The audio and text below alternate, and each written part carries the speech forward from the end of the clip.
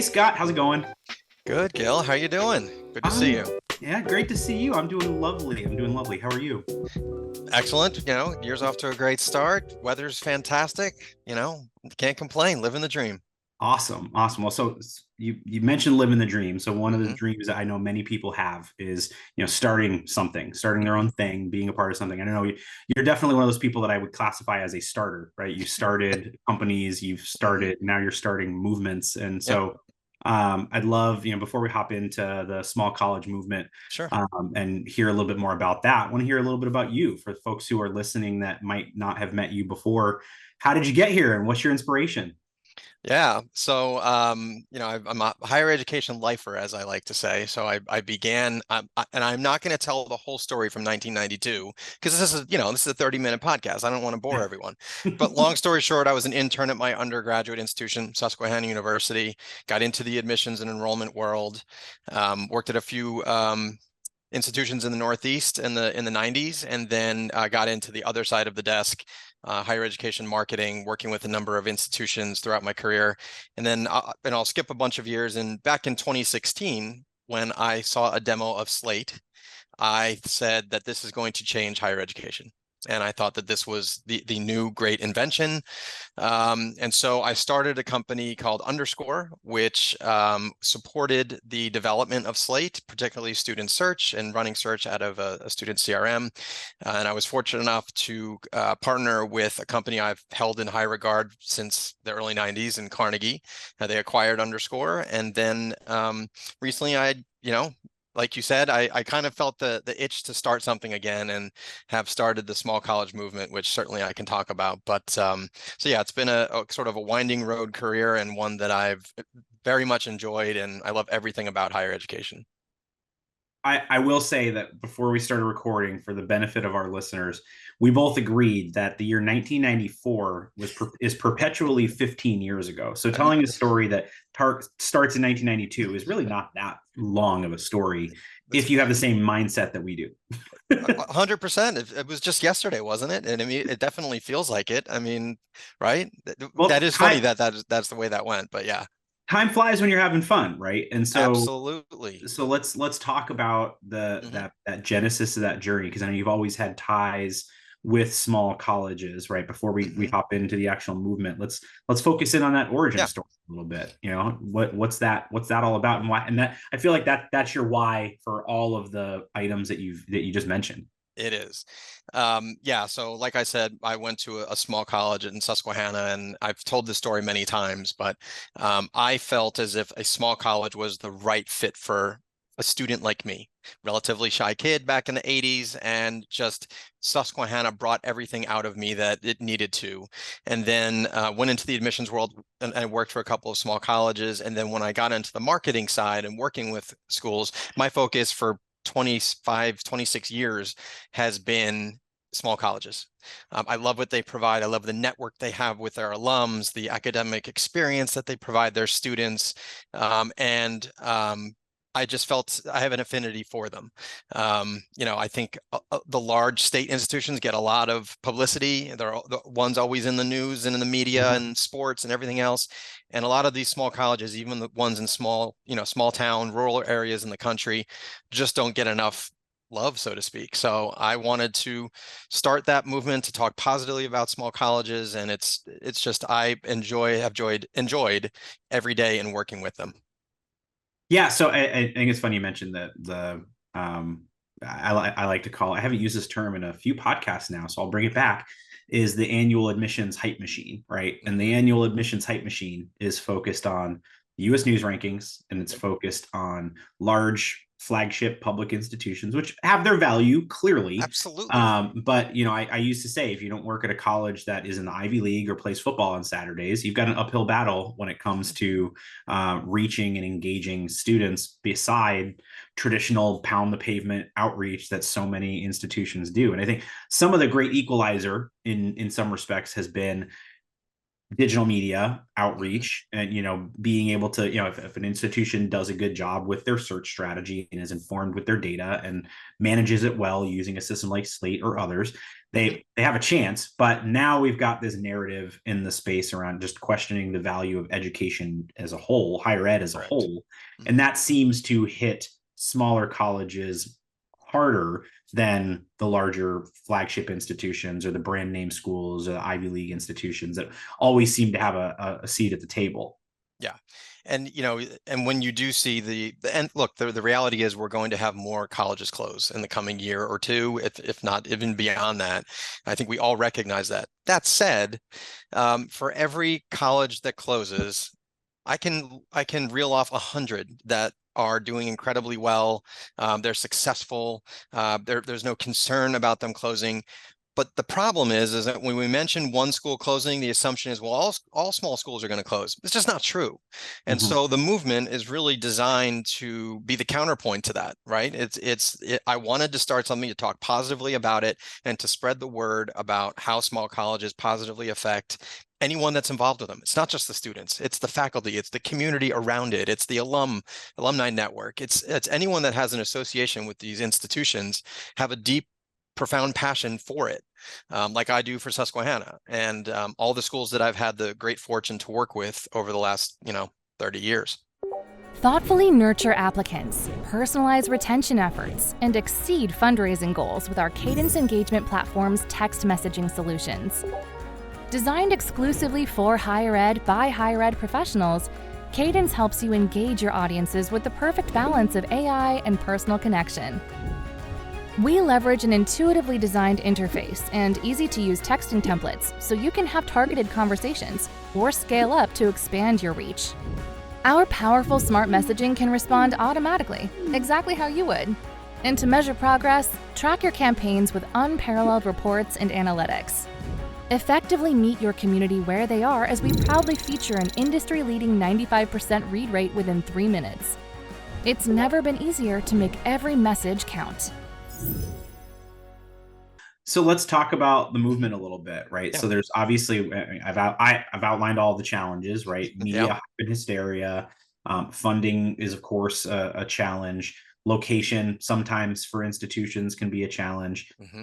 But the overall it's more mostly I feel the overarching narrative around higher ed in general that again is impacting those types of institutions because I hear it from folks all the time. It's like you go to college to get a job, and it's like, well, Hmm. yes, but you also go to college to get the critical thinking skills that are required to do well in your job Hmm. and to be able to get a job. Right. That was when I worked at a college in Connecticut. That was one of the things I would talk about all the time with things like experiential learning and also access to career services and support. Is that you don't just go to college to get the skills to do a job. That's part of it for Hmm. many students, but you go to college to be able to actually get a job and to be able Correct. to keep a job and to excel in that job. And Hmm. so what are some of the things that you tell people when you're talking about the value of small colleges that Hmm. that might be missed in this overarching kind of media hysteria? Sure. And I don't want to continually I'm not talking negatively about large state institutions because both my daughters go to large state institutions and they've Certainly. had an incredible academic experience. But what I always say is that when you attend a small college, you are forced to communicate. And I feel, and I've always felt, that the art of communication is something that has been lost, especially in this younger generation when their heads are buried in their phones, right? When you go to a small college, you have to engage with your faculty, you have to engage with your peers, you are noticed, people are going to make sure that you're in class, and you get the opportunity to network with people in a classroom of 15 to 20 versus 2 to 300. Now, like I've said often, if I were that type of student that went to a large state institution, back in those days, I would have been more than happy to sit in the back of the classroom, take my notes, take my tests, and move on without ever having to public speak or communicate with anybody. Mm-hmm. And going to a small college brings that out of students. And then, of course, there's the alumni network, which I think is something that's completely undervalued with the small college. Because I know that when I receive resumes, when I was in positions to do so, I found that my best hires came from small colleges because they would get on an interview and they knew how to talk, they knew how to communicate, they brought different ideas to the table.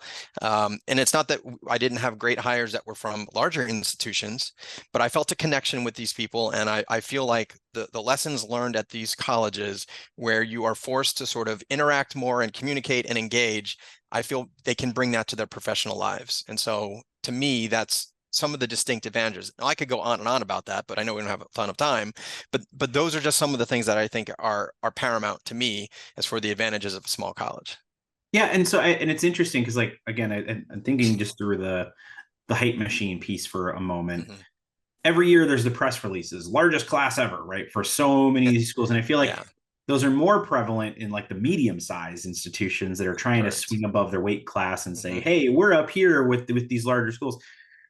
But there's a certain value in not hyping that you're a large school, but like doubling down on the small college experience. Because I feel like somewhere along the way, the idea of being in a more intimate educational environment can get lost on some families when they're looking at a high school. They want to be in a school where they have smaller class sizes and they have more attention from teachers and from guidance counselors and all these different resources. But then all of a sudden, when you're going to college, it's, well, the schools are publicizing how big they are and how many students are enrolling that year, how many applications they received that year, which is its own separate conversation about how and why institutions count those numbers. But when you think about that, you mentioned the being having to talk to faculty and having to talk to their peers. I think there's a underhyped element of, and I'm not saying that any institution is going to go out and be like, we received less applications this year than last year, where we're in a, they're already saying that when they're hyping up or when we're hearing about potential closures and they need to raise $21 million to keep a building open or whatever. So what are some of the things you recommend to campuses when you want to encourage them to double down on being small in an environment where there's these pressures to try to get big? Yeah, that's a good question. I would say that for years, and I think you know this as a marketing guru yourself, I think small colleges have leaned too much on the small class size pitch, right? Just at its surface level. Now, there's advantages to that, but the small colleges have this tendency to say, we get to know you, we know your name, it's a small class size, but they don't really go into the actual details and outcomes of what those types of experiences provide. I talked to a friend of mine just the other day, and he was telling me that he went to a pretty big business. I don't remember the name of the business, but he went to go meet this company that was going to support the school, and 10 of the directors of this large company were from his small institution. Wow. And it was probably because of the network. And these are the types of stories that I want to encourage small colleges to bring out, right? Stop trotting out the same tired small class size pitch. Well, it's important. It's really what becomes of that? Like, what comes out of those types of small class environments? Is it, I'm getting to sit in a classroom with a PhD with 15 other students versus being taught by a grad assistant in a class of 200. That is an incredible value that just doesn't get spoken about enough. Discover future applicants, delight enrolled students, and amplify fundraising performance with our Cadence engagement platform's live chat and chatbot solutions. Designed exclusively for higher ed by higher ed professionals, Cadence helps you engage your audiences with the perfect balance of AI and personal connection. We leverage proactive outreach and anticipate common roadblocks, knowing the most significant decisions often start with the smallest conversations. Our powerful AI ensures instant support and is smart enough to know exactly when to hand off to a staff member. And if nobody is available, it allows for easy follow-up. Effortlessly integrated with your website, we proudly feature an industry-leading 85% self-service rate. It's never been easier to make every message count.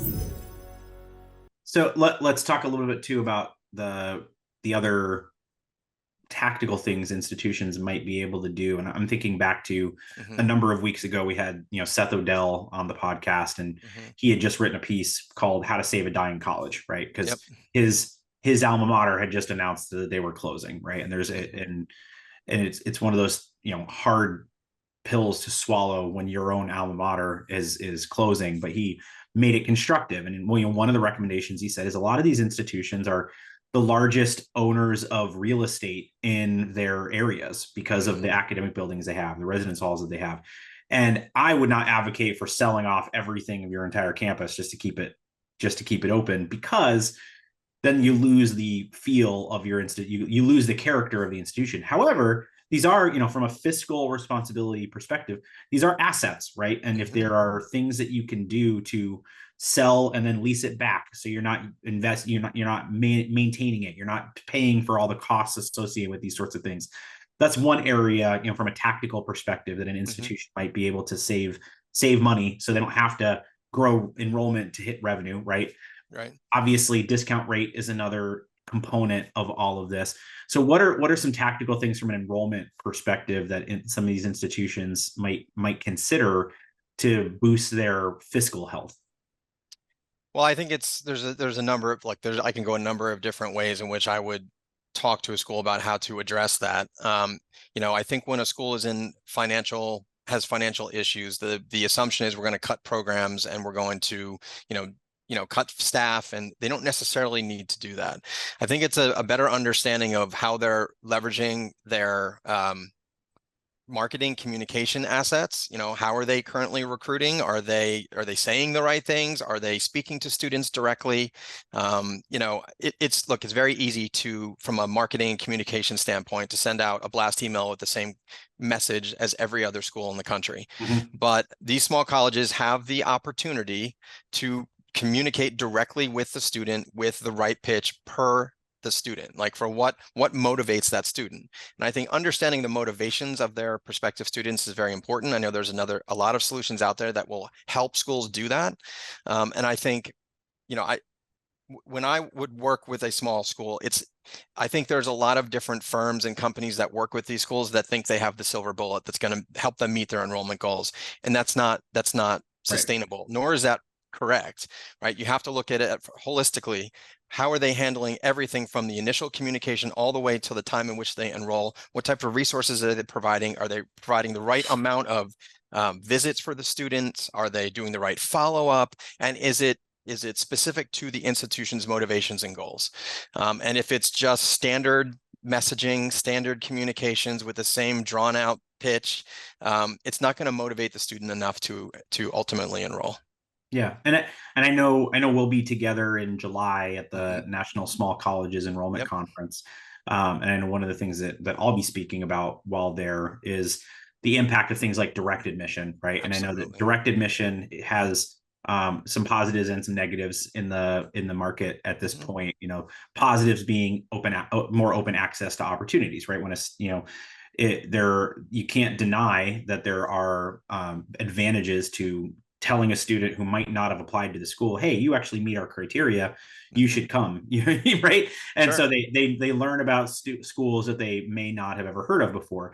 The downside, of course, being that for a lot of institutions, it's just really expensive lead gen, or just another angle on traditional search, right? You're buying your list, and instead of saying, hey, apply now, you're just saying, hey, you're admitted, apply now, right? And so it creates a confusing piece to the market, right? And so with new things like direct admission, and combined with the ability to be more personalized in your follow-up, thanks to technology and resources that are out there, I agree with you 100%. None of these things are silver bullets. And I think the challenge that a lot of institutions fall into is that they think that, oh, this next platform that I buy, or this next resource that I invest in is going to be the thing that solves all of our problems. And then when it doesn't, well, now we've got another thing that we're spending money on, and we don't have any money to spend, right? So in this landscape of new approaches and challenges, what are recommendations that you make to enrollment leaders to kind of juggle all of these things?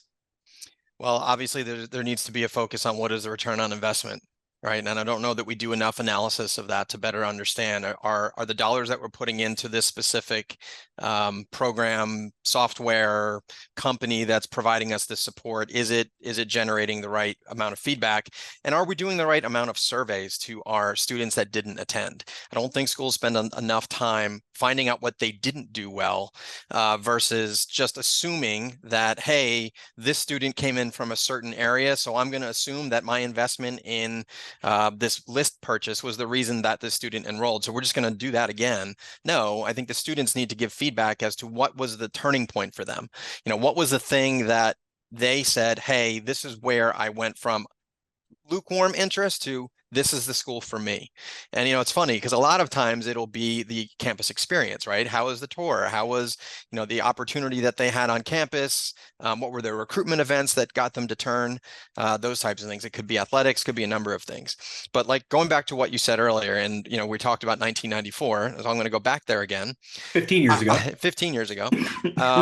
And you probably remember this too. Like I would walk into NACAC back in the 90s and I would maybe see, I don't know, 25, 30 booths or tables of these companies that provide these levels of services. I mean, you go in there now and there's hundreds. And if I'm an enrollment leader for a small college, I am probably being inundated with the companies and the support that say, hey, if you work with us, you're going to meet your enrollment goals. How do you pour through and sift through all of that? That is a very difficult task in and of itself. So I think having done this now for 30 some years, looking back on my time, I feel like I can provide the right support and help. I would love to help more small colleges better understand how they can go from, slow enrollment growth or down in enrollment to really finding a way to better leverage their resources in the solutions that they have the best return on investment. Awesome. I'm going to pause for a second because my connection's feeling like it's getting choppy for a moment. You seem fine on my end, but go for it. Yeah.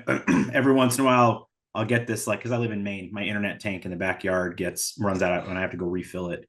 But I don't want to like drop off in the middle. So I'm just going to make sure I make it through the wave, because then I have one other quick thought I want to throw in on. So Scott, sorry, in the post-production world, we were very close to like a perfect no edit conversation, but all right, it feels good. I feel okay now. All right, so now that I'm going to start, it's going to drop off. Or I'll pause.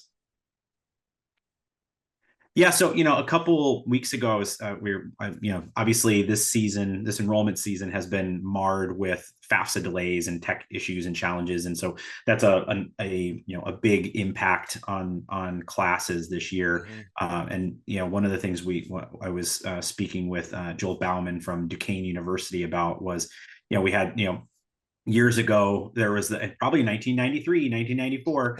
There was the whole, the Dairy Farmers Association did the whole Got Milk campaign, right? And there was, they all got together and they said, hey, a rising tide raises all boats. If we get people to drink more milk, then we all sell more milk, right? And I think that that we could probably see, and we were saying this in the context of, well, the government should be helping to support filing of more FAFSAs, so they need to do a national campaign like a Got FAFSA campaign. And the people who that would resonate with would be the parents, because they'll remember the Got Milk campaign, right? So that works. But when we think about small colleges, is there a benefit or an advantage to kind of category sales, right? Like having there be this kind of, in your movement being the genesis of this, saying, hey, we are here, small colleges are a benefit to society as a whole. Here are the benefits overall. And now you've got institutions here kind of building this cooperative to kind of say, hey, we are here because, rising tide raises all ships, right? And so if we can sell the category of small colleges overall, that's going to benefit all of the institutions that fall into that category, right? Not surprisingly, you explained it better than I did. So that's exactly the reason for the movement, which is, right, I think institutions have to embrace the idea and just say it. We're a small college. This is what we are. And, we don't have to say we're only 2 hours from New York, right? You can have the advantage of your small rural town provides a great academic community for a student to be successful. And so, a couple of schools that I have had the privilege of speaking with about this is the admissions staff, the counselors need to embrace the small college as like exactly how you said it first, to get the student interested in the mindset of, okay, a small college is what I need. Then you can sell your institution and the specific advantages of that institution as you move forward. So, You said it perfectly. It's exactly right. And that's what schools need to embrace and do. And that's sort of a lot of the conversations that I'm having with them right now. Yeah, I love that idea of really embracing who you are. And there Mhm. are so many schools where their value proposition is we are 2 hours from New York or 2 hours from Yeah. Boston, or we're right outside of downtown or whatever, right? And it's like, or maybe Yeah. we, really. I remember I was at a conference once, and it was with folks from Truman State University in Missouri, and they were lamenting the fact that they were, far away from a lot of things, is the Yep. nice way to say middle of nowhere. And Truman State's not in the middle of nowhere. It's a great school. Mhm. And we stumbled into, and this was one of those like late night hot dogs in Chicago, great conversations where we stumbled into this tagline of, make your own fun. That's what we said, from we should say from an institution. It's like, you can either go to a school that's in a city where you've got all this other stuff and all these crazy things that are there, or you can make your own fun. And I know that now their tagline today, this was years ago, so now their tagline today is distinct by design, right? And it's like, that's a Absolutely. pretty awesome way to kind of Yeah. summarize who you are as an Mhm. institution. And it's like, I think more and more we need to embrace it and differentiate, and not, like you said, get into the small class sizes, easy access to faculty, and if you get 10 friends together, you can start a club, right? Like that's every college in the country, Yes. right? So Yes. we've got to differentiate a little bit more, and I Mhm. think a differentiator is that we are smaller, right? And it's true, and that's the true, in category of small colleges. So Mhm. Scott, I appreciate you being here and taking the time, and I appreciate you being a starter and being someone who's kind of leading the way with this movement. For the folks who want to follow along, be a part of the conversation, what are some of the ways that they can get in touch with you? Sure. So I have a website. Now, again, I'm going to say that I am not a strong technical person, so I did the website myself, but it's smallcollegemovement.com. You can follow me on Twitter or X at underscore small colleges. And I have a LinkedIn. I'm on LinkedIn as well. I'd love to connect with people on there. So yeah, that's the ways in which, and I do have my podcast, which you can find on YouTube, Small College Movement, and you're going to be a guest of mine someday. So yeah, those are all the ways. I'm on Spotify as well, so you can find the Small College Movement there. But again, this is just it's a way to promote the small college, and we need to do it. We need to embrace this, and we need to speak positively about it, because I've had enough of the discussion of small colleges closing.